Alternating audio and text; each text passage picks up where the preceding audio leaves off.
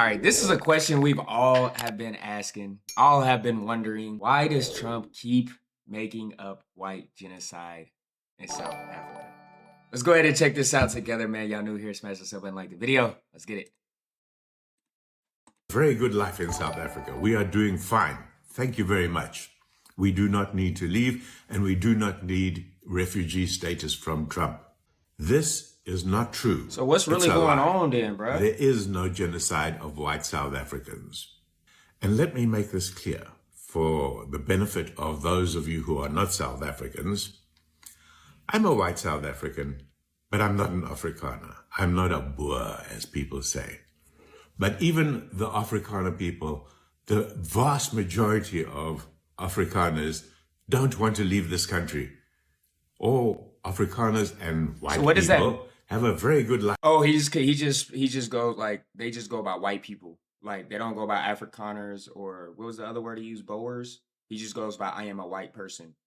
So there's people who are not either one of those. They just go by white. I'm assuming from what he's saying. I didn't even know that. I thought every white person here was Afrikaners. I didn't even know about Boers or whatever he said. I thought every white person was Afrikaners. Like that's what they all go by, but apparently not. I learned something new today. In South Africa, we are doing fine. Thank you very much. We do not need to leave, and we do not need refugee status from Trump. So, why has Trump decided to grant refugee status to a group of Afrikaners? Well, he likes keeping in the media, but I think that it really has more to do with his friend Elon Musk, who we remember is a former South African. He has not been granted a license to operate his Starlink internet here in South Africa. And he is probably... Which is crazy, because I know a lot of countries around South Africa has been granted, like they already got Starlink. I'm curious to know how good it is. Those who have lived in those other countries, if y'all have Starlink, is it good? Is it any good? Is it worth South Africa to get Starlink? Those in South Africa, do y'all wish that y'all had Starlink? Like, do y'all want it? Do y'all want it? Done this whole thing to provoke the bear, to create some kind of... But my thing is, why not though? Why doesn't South Africa want to approve for Starlink? I mean, I feel like it's very convenient to have definitely with internet speeds that high, you know what I'm saying? And anybody can get it like around the country. So I don't know why. I don't know. Let me know what y'all think. Acrimonious. Is it a thing of maybe y'all scared of y'all's privacy, or like scared to be spied on maybe, or something like that? A situation and forced the South African government to pay more attention to him. But let me just reiterate this. The group of South Africans who claim to be refugees from a white genocide, it's quite frankly an embarrassment. BC panel had a bizarre meltdown over South African asylum seekers who were welcomed into the United States today. Deeply and morally wrong-headed and repulsive.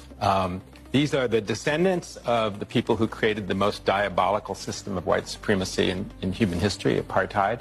They're not directly responsible for it, but it was a system that actually moved black people off of the arable land.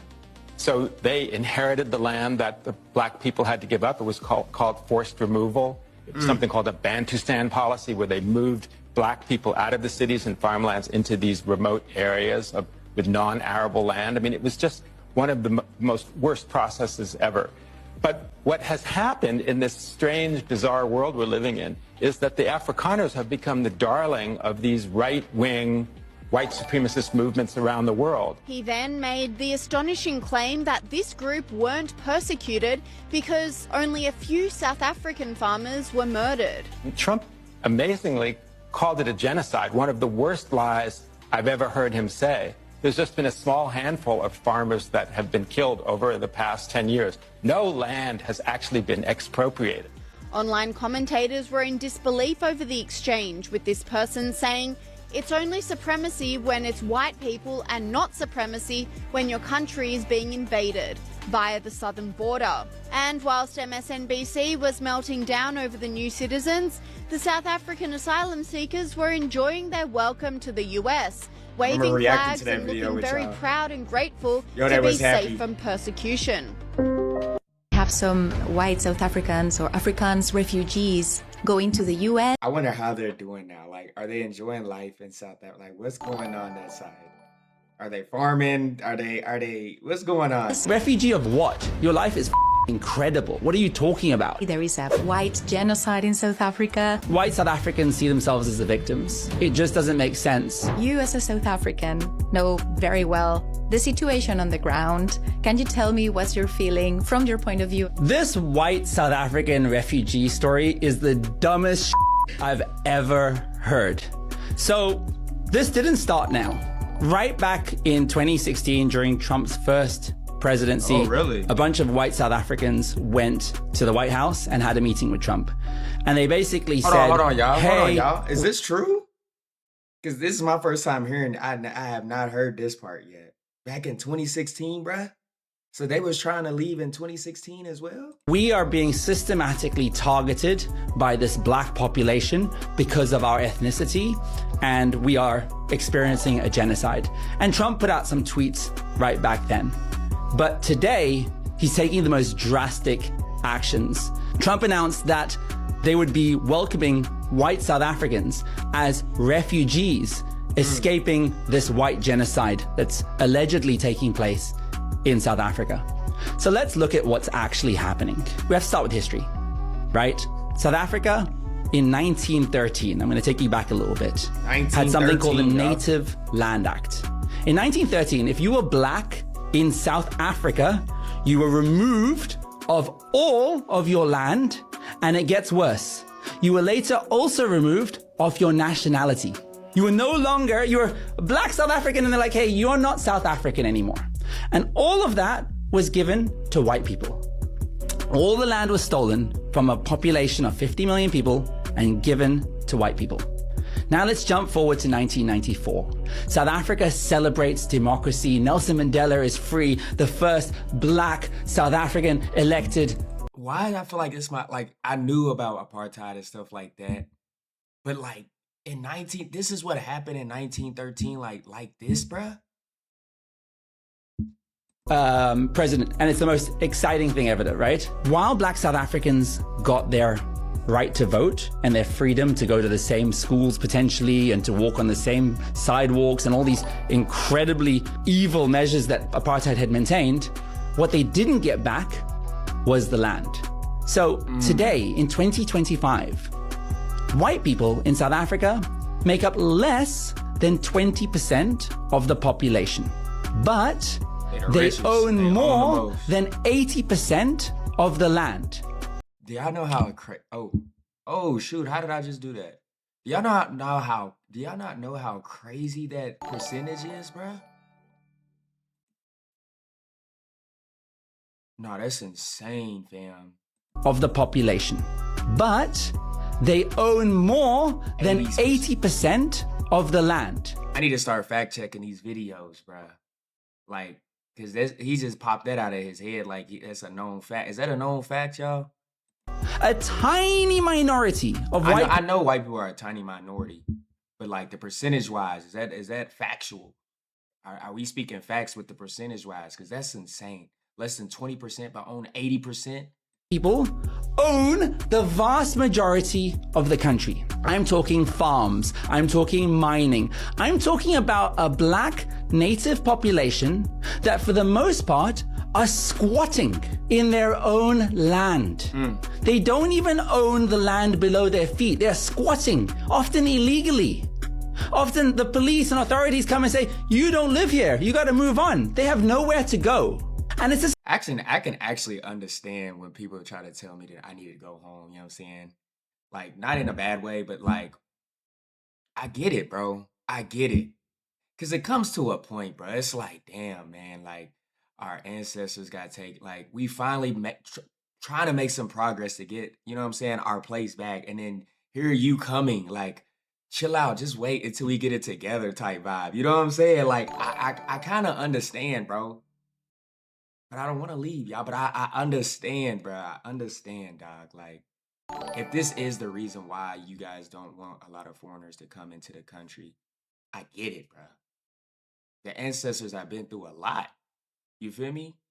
1913, was it, bro? Apartheid ended in what, 1990 something? That was not too long ago, bro. That was not that long ago. So I completely understand some of you all, some of the people that be like the way that they are, bro, because man, it hurts, bro. Definitely if they know, like, knowing the history on what happened and how it happened and things like that. Yeah, bro. Impossible situation where you're like, okay, well, what do you do where 80% of the country is owned by white people and they make up 20% of the population? Do you buy that land back? It would be no country in the world could afford to do that. I spoke about this in another video about how we should start investing in land, buying a lot of land. But I get it now. It's like you buying something that you already own that was taken away from. So I get it. My apologies on that comment, because now I get it, bro. It makes sense. It's like, bro, why should I have to buy something that my ancestors had already owned that was taken from them? Now you asking me to go and buy it back. Buy back 80% of their country. Do you take that land back? It would scare away foreign investors. They'd be like, oh my God, South Africa is nationalizing, just like Zimbabwe did under Robert Mugabe, right? So you can't take it back and you can't buy it back. So there's been a process of like basically willing buyer, willing seller, where the government are trying in part to redistribute wealth to Black South Africans through the process of trying to buy it back. I ain't gonna hold so you that's the first thing to understand. Sounds very genocidal to me. Yeah, it's madness to call this a genocide. What genocide where you own the entire country? And like, you know, there are still today, if I'm in Cape Town and many parts of South Africa, there are still many restaurants and coffee shops and clubs that I'll go to where I'm the only person of color who's not working there. There is still a slave-master relationship where white people control that economy so tightly and are so affluent and are so privileged for the most part. Okay, so there's this huge, that just sets the scene to say, like, yeah, what refugee of what? Your life is incredible. What are you talking about? The second bit is then, these white farmers are showing images to Trump and to those that care to listen and saying, look at these images. And these images are horrific, right? They show farm murders. People that are getting attacked on these properties. And they're saying, we are being attacked because we are white. There's a few things to say there. One, when you look at the statistics, when you look at the actual numbers in South Africa, according to official reports from the police, firstly, white people are not disproportionately impacted by violent crime. In fact, Black South Africans experience the most murders. So there's not this disconnect where like white people are disproportionately getting murdered more than anybody else as a percentage. It's just not true. What is the case is they often have these massive plots of land. They often live on these farm properties with their wine farms and all this luxury. And they are often very easy targets in a very, very unequal society where the poor are incredibly poor, the wealthy are incredibly wealthy, and you've got these really rich pockets of people. Also, when you look at a lot of these farm murders, which again are horrific, I know, I was a journalist, I went out to some of these farm scenes, I saw the dead bodies. When you look at some of these murders, you often see that it very often emanated from a dispute between owner of a farm and a staff member, right? But this is not the story that's being fed. The story that's being told is like there's this white community that are fighting for their lives, that are defending themselves from a black population that want blood. The thing is, South Africa is actually the complete opposite story. That's the saddest part about this whole thing. When South Africa won its democracy in '94, the whole international media flew to South Africa. All the media organizations expecting a bloodbath. They were expecting a black population that had been subjugated for over, 100 years to uprise and violently chuck out the Europeans, like in Mozambique, where Portuguese were chucked out basically in 48 hours, or they were expecting a civil war. And neither of those things happened. South Africa is a global example of what Nelson Mandela and Desmond Tutu called the Rainbow Nation, of peaceful coexistence, of forgiveness. South Africa had truth and reconciliation committees where white people who were responsible for apartheid and had committed sometimes awful crimes could share their truth and be forgiven. And the country moved on. And it's just really sad to see a country that has been so patient and so kind. And to be honest, the black population have tolerated so much, right? To go this many years where they still don't own their own country. And then to be told, oh, you're the genocidal one. You're the one. It's just not true. And it really just stems from a white superiority complex. It is this group of, Donald Trump, Elon Musk, Peter Thiel, who have this victim mentality. The annoying part is in South Africa is white South Africans see themselves as the victims. And if you visit there and see the lives that they live, which is insane, bro. That's very insane to say, bro. That's very insane. I want to hear a white person's point of view that believe that they are a victim of this. Like, I want to see their point of view explained the way he's explaining. I want to know, why do they feel like they're the victim? After from 1913, all the history that has happened, why do they feel like that they are the victim when they are only 20% and own over 80% of everything? How are you the victim, bro? If those numbers are correct, you know what I'm saying? I'm just going by what he was saying with the percentage wise. But we do know that white people are obviously the smaller majority and they own most of the things. Percentage wise, I don't know how accurate he is with that, but we do know that though that is a factual thing. Just doesn't make sense.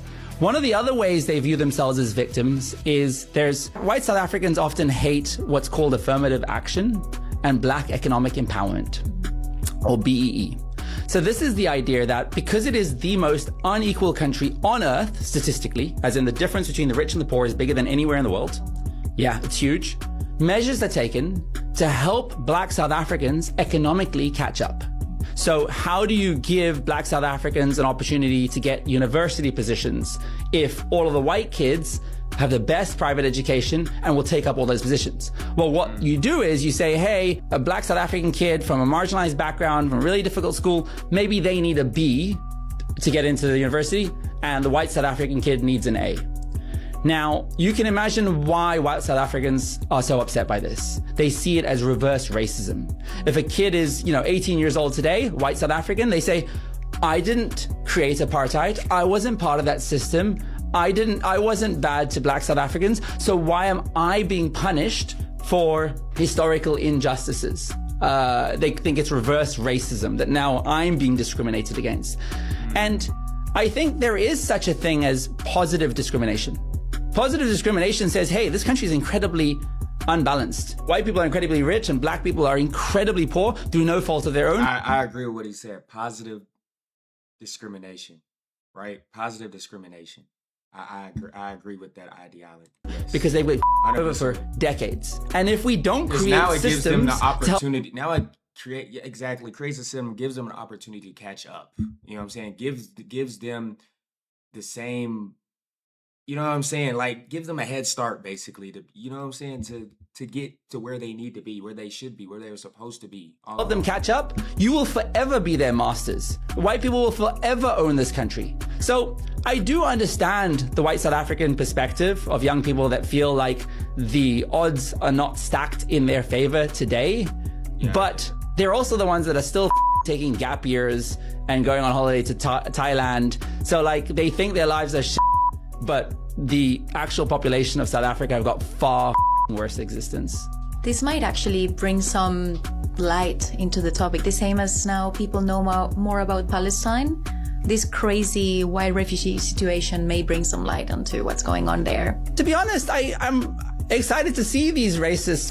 Like, if they really believe that he's not holding back. He's cooking, but he's not holding back. Odds are not in their favor, and that they are the victims, they're not a healthy contribution to South African society. They can go. That's fine. Are they even going to be happy in the US? Well, the funniest thing about that is that's you what now I want to know, bro. That's what I want to know. How are they doing? Are they happy?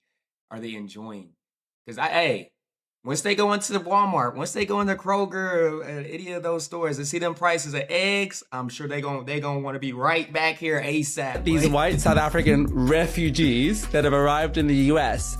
And the media have started going into these people's social media accounts and finding the most vile shit. I mean, like, there was one that arrived and he had like a history of the most anti-Semitic posts on his social media. So it's funny. America appeared to be bringing the very bottom of the pit of South African society but it's fine. They'll fit just in and right in the kind of deep South. Really, I enjoyed that interview, bro. I actually learned a lot and got a lot of insight from that interview. Comment down below y'all thoughts. You know what I'm saying? Do you agree with a lot of things that he was saying? How accurate was he with the percentages and things like that? I feel like he was cooking. I definitely feel like he was cooking, man. He sounded very passionate about the subject, knowledgeable about the subject. So hey, I take what he was saying. But look, man, comment down below y'all thoughts. Hope you guys enjoy my reaction. Comment there, smash the like, subscribe, stay smash. Peace.